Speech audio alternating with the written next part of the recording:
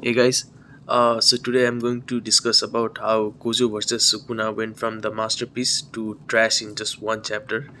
And let me just start this by saying that I expected Sukuna to demolish Gojo since Gojo was just a one-trick pony. He only had Limitless. He has no other skills. Like his course technique was pretty known.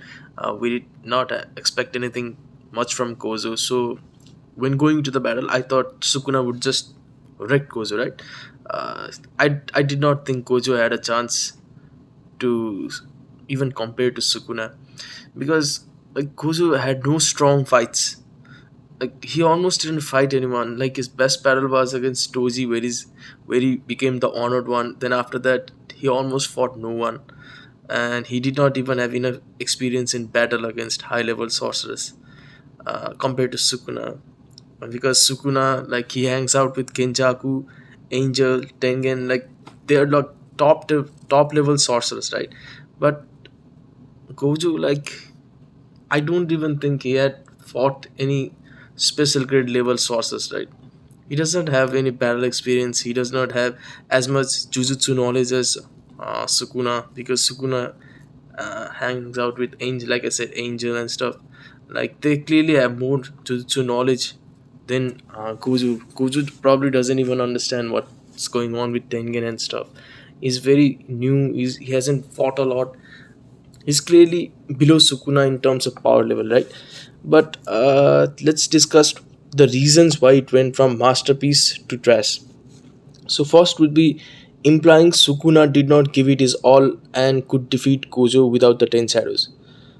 Like something I expected before Gege drew the fight. During the fight, Sukuna only had the upper hand during the Battle of Domain. Like Sukuna wasn't doing so well without the domain. When it was hand to hand, it was either equal or Gojo clearly had the upper hand after the both of them lost their domains. And during the domain, yeah, I felt like Sukuna was just demolishing Gojo, right? He was just clearly superior. His open domain was clearly superior to Gojo, and yeah, I did not see him coming back from that. But Gege himself drew the fight such that Gojo not only managed to equalize, he also got an upper hand at the end and almost fried Sukuna's brain. And if not for Maharaga, he would have been dead. Like there's no question to that, right? He used Maharaga to come out of the domain, and like, without the domain, like I said, Kuzu was just destroying Sukuna. Like Sukuna's Scotch technique was almost useless against Gojo. His cleave and dismantle was useless, and while Gojo was free to use his red and blue, and even purple, so Sukuna had to rely on the Ten Shadows to counter this.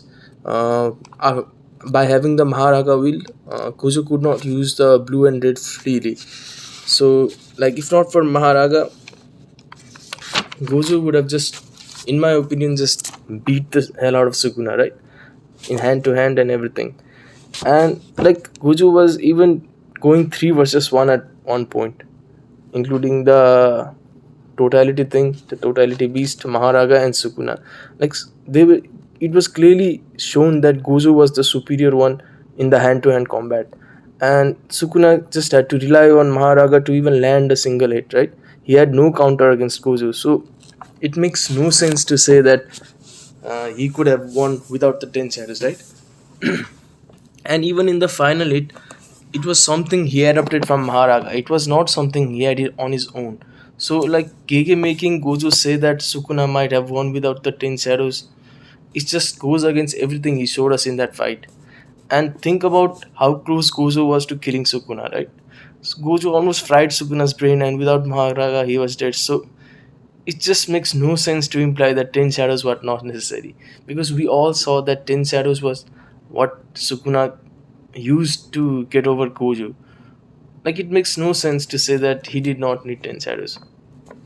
I mean, it's just weird to say that, and especially like making Gojo say that he would have won without 10 shadows. It makes no sense.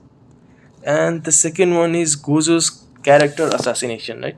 It felt so out of place for Gojo to be praising Sukuna, and it's not like he said that Sukuna was stronger and anything. He was just praising him a bit too much. Like Sukuna is evil. Like he's going to kill all his friends and family. Like it makes no sense for him to be praising. And it's not like Gojo's personality as well. The same Gojo who started the fight by declaring himself as the strongest and Sukuna as the challenger. Like it made no sense. It's not his personality to be praising his enemies so much, especially when this whole thing is that he's the greatest, like he's the strongest one, he's the honored one, like he's second to none, right? Like it just feels so out of place. Acknowledging Sukuna's strength is not the problem, right? It's common to expect Gojo to say something like Sukuna ended up being stronger than himself and it was a good fight where he gave it his all but lost. Like Gojo should speak like Sukuna as an equal, like not like he's someone stronger than him, but consider him an equal who won the fight. But Gojo speaks as if he was no match to Sukuna and just was completely going against what we saw in the fight. And like the students even declared him the winner. That's how close the battle was. And for Gojo to say that it was nowhere close, it just does not make sense from what we saw in the fight. And on top of that, it's, as I said, it just goes against Gojo's character. He's always the strongest one. He always considered himself like putting his life on the line to win it all. Like everything about his mentality says that he has to be the strongest. Like he does not consider anyone to be his superior or anyone to be stronger than him. He just considers himself the best, right? And yeah, it just made no sense. And on top of that, Nanami saying that Gojo did everything because he got a kick out of it and not because he cared about anyone is just mind blowing. It just goes against everything we have seen from Gojo, right? And it's not like it was just Nanami's opinion because he never liked Gojo that much. So if it was only his opinion, then it can be whatever, right? But even everyone confirms it that it was not just Gojo, and it was what everyone thought but did not say it out loud, and it just makes no sense. Like we're talking about the same Gojo who refused to turn off Infinity until Rico was safe, right? And it was the same Gojo who became a teacher to foster strong students to change the Jujutsu Kaisen whole thing. Same Gojo who would not open domain fearing he might hurt civilians, and it was just on the recent episode as well. Same Gojo who took in Megumi even though he did not have to. I mean, Toji almost killed him. He has no reason to take in Megumi. He did it so because he cared. Like it just makes no sense. Yuki and Toji are like examples of people who did what they wanted. Clozo clearly cared about other people. He did not even have to stay in Jujutsu Kaisen doing missions and just arguing with the higher ups. He could just do whatever he wanted. He was the strongest. Like if he just wanted to get a kick out of it, he did not have to like bow down to anyone or just work under anyone, right? He just could have done whatever he wanted. Like it was easy for him to search the courses as well.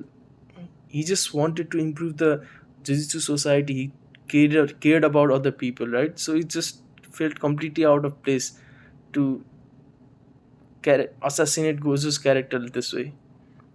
And let's move on. The third one would be the disaster ending to the fight. Like we all expected Gojo to lose for the plot moving forward, right? Kashimo needed his fight, and we had to resolve the whole Yuji and Megumi thing with Sukuna, and Sukuna clearly had to be one of the last battles.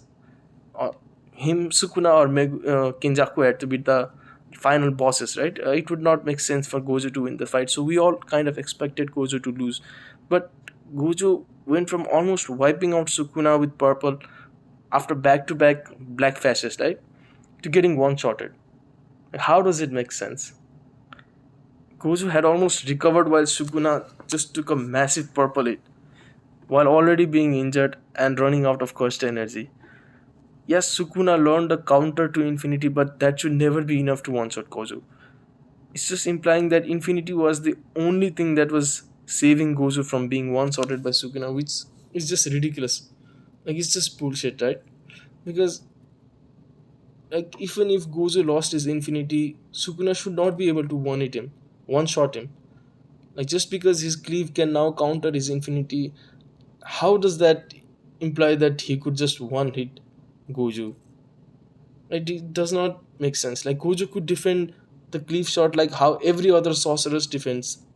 anything. Like other sorcerers don't have infinity to defend, right? So they just defend cleave with the same way Sukuna defends hollow purple and stuff, just domain expansion and just using cost energy to protect himself. And also, one shotting Gojo should require a lot of cost energy, especially when Guege himself just explained in the last chapter that powerful attacks such as purple and red required a lot of build up of cost energy. And if Sukuna could sense Gojo's build up to the purple and red, then how can Gojo with his six size could not see the build up for this attack? Like if it requires a lot of cost energy, right? And like how does Sukuna even have enough cost energy to be throwing out attacks that could one shot a sorcerer as powerful as Gojo? Like he's already low on cost energy. How does it have enough to get one shot? Like it should not be happening. And if Kege wants to say that this is just a simple slash that could one shot Gojo Satoru, then how is anyone else going to even compete with Sukuna here? Like Sukuna does not need enough cost energy, and he no one else can block the attack. Then he could just one shot anyone from here on out. Like nobody would ever stand a chance. Like it can't be blocked. It does not require cost energy. He could just spam it and like kill everyone now. Like it just does not make sense. It makes zero sense. It's just bad writing. And like I get that Sukuna got a counter to infinity, but Kojusu have struggled with it, right? Like they just go back and forth, and like Gojo slowly starts losing because he is using a lot of cost energy to be blocking those shots, and Sukuna could have like used other attacks that could use the same technique of bypassing the infinity, but getting one shotted, it's just I don't know, it's just trash writing, man. And like Gojo versus Sukuna for me, it was one of the best battles I've ever read in any manga. Like it was one of the best fights, but it's just so trash now because of this chapter, right? The whole battle is now, it's just feels bad. Might as well just make Gojo fall down some stairs and die, if if this is the logic that we're using to defeat Gojo. Like him getting one shot makes no sense at all. Makes as much sense as just falling down the stairs and dying because he was tired of the fight.